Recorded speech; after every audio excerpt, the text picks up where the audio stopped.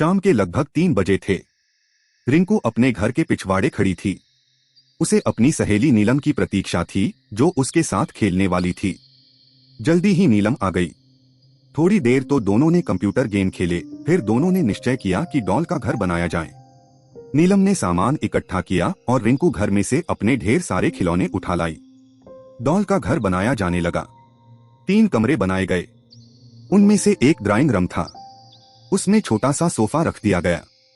एक मेज पर सुंदर सा गुलदस्ता सजाने के बाद फिर सोने का कमरा बनाया गया। गुड़िया को पलंग पर लिटा दिया गया। उसके पास एक अलमारी और कुछ किताबें रख दी गई। किचन में ढेर सारे बर्तन इधर उधर बिखेर दिए गए। एक महरी सफाई करने के लिए तैनात कर दी गई। घर के मुख्य द्वार पर एक कुत्ता बैठा दिया गया। फिर दरवाजे से कुछ दूर सड़क बनाकर उस पर इधर उधर मोटरें, बसें, ट्रक तथा पैदल चलने वाले यात्री खड़े कर दिए गए। बस हो गया डॉल हाउस तैयार। घर बनाने में दोनों सहेलियां इतनी तल्लीन थी कि उन्हें समय का ध्यान ही नहीं रहा। ध्यान उन्होंने तब दिया जब देखा कि पड़ोस के मकान में खड़ी मोना दोनों को घूर रही है। शाम ढलने लगी थी। घर में से माँ ने दोनों को नाश्ता करने के लिए आवाज दी। दोनों तुरंत घर में चली गई। मोना तो इसी मौके की तलाश में थी। वह पहले भी कई बार रिंकू का डॉल हाउस तोड़ चुकी थी। उसे जलन होती थी कि रिंकू इतना सुंदर डॉल हाउस कैसे बना लेती है। नीलम नाश्ता करके अपने घर चली गई। रिंकू जब घर के पिछवाड़े आई तो उसने देखा कि उसका डॉल हाउस टूटा पड़ा है। 1-2 खिलौने भी टूटे हुए हैं। वह समझ गई कि यह काम सिवा मोना के और किसी का नहीं हो सकता है। अपना डॉल हाउस टूटने का उसे बहुत दुख हुआ। उसकी आंखों में आंसू आ गए। उसकी घंटों की मेहनत को मोना ने 1 मिनट में बर्बाद कर दिया था। मोना पहले भी कई बार ऐसा कर चुकी थी। वह गुस्से में निश्चय किया कि वह मोना से इसका बदला लेकर रहेगी।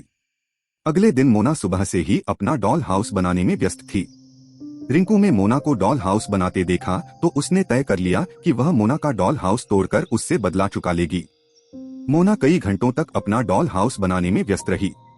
उसके पास उतने अच्छे खिलौने नहीं थे जितने रिंकू के पास थे, इसलिए उसका डॉल हाउस रिंकू के डॉल हाउस के मुकाबले में काम सुंदर था। वैसे मोना ने बड़े चाव और लगन से वह घर बनाया था। घर बना चुकने के बाद वह अपने घर चली गई। उसके अंदर जाते ही रिंकू चुपके से मोना के घर के अहाते में घुसी और उसका डॉल हाउस तोड़कर तुरंत अपने घर वापस चली आई। रिंकू समझ रही थी कि ऐसा करने से उसका कलेजा ठंडा हो जाएगा, लेकिन भला चोरी से किसी की मेहनत बेकार कर देने के बाद किसी को प्रसन्नता हो सकती है। रिंकू की उलझन इतनी बढ़ गई कि दोपहर को उससे खाना तक नहीं खाया गया। वह मेज पर मम्मी और पाप के साथ खाने बैठी तो एक भी कौर गला से उतारना उसके लिए मुश्किल होने लगा। मम्मी ने पूछा, क्या बात है रिंकू? पर वह चुप रही। मम्मी ने सोचा शायद धूप में देर तक खेलते रहने के कारण रिंकू सुस्त है।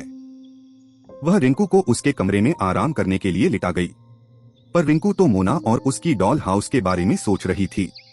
मोना का डॉल हाउस तोड़कर उसे बहुत ग्लानि थी। वह सोच रही थी, क्या हुआ अगर मोना से मेरी नहीं पटती, और फिर बुरे के साथ बुरा करने से लाभ। इसी सोच विचार में रिंकू काफी देर तक करवटें बदलती रही। उधर मम्मी और पाप खाना खाने के बाद अपने कमरे में सो चुके थे। घर में सन्नाटा था। रिंकू धीरे से अपने कमरे से निकलकर मोना के घर के अहाते में गई। अभी भी मोना के घर का पिछला दरवाजा बंद था। मोना का उजड़ा डॉल हाउस मानो रिंकू को घूर रहा था। रिंकू को लगा जैसे डॉल हाउस अभी उठकर कहने वाली है कि मेरा घर तोड़कर तुम्हें क्या मिला। रिंकू ने तुरंत ही डॉल को उठा लिया और उसकी धूल झाड़कर बहुत देर तक उसे प्यार करती रही।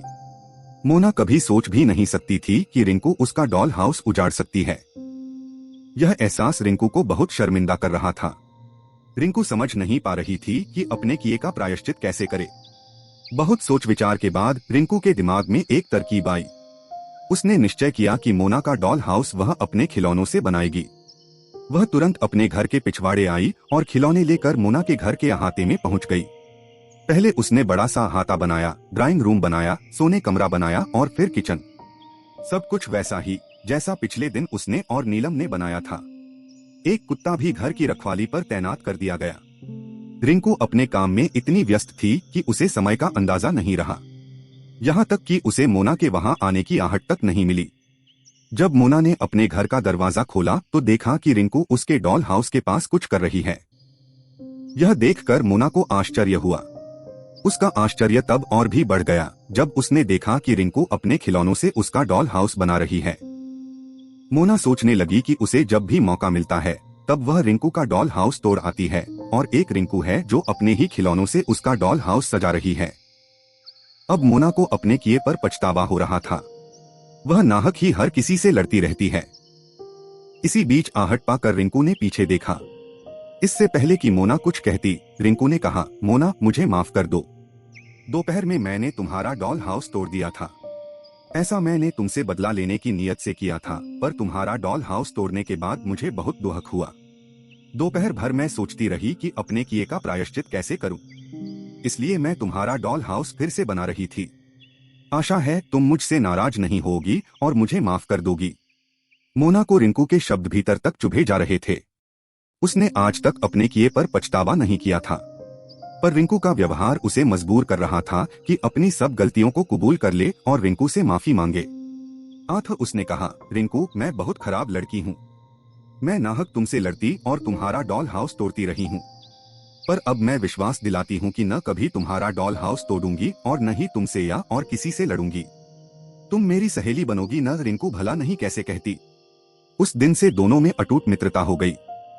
अगर वीडियो पसंद आई तो लाइक व सब्सक्राइब करें और हमें कमेंट में बताएं कि आप आगे किस प्रकार की वीडियो देखना पसंद करेंगे।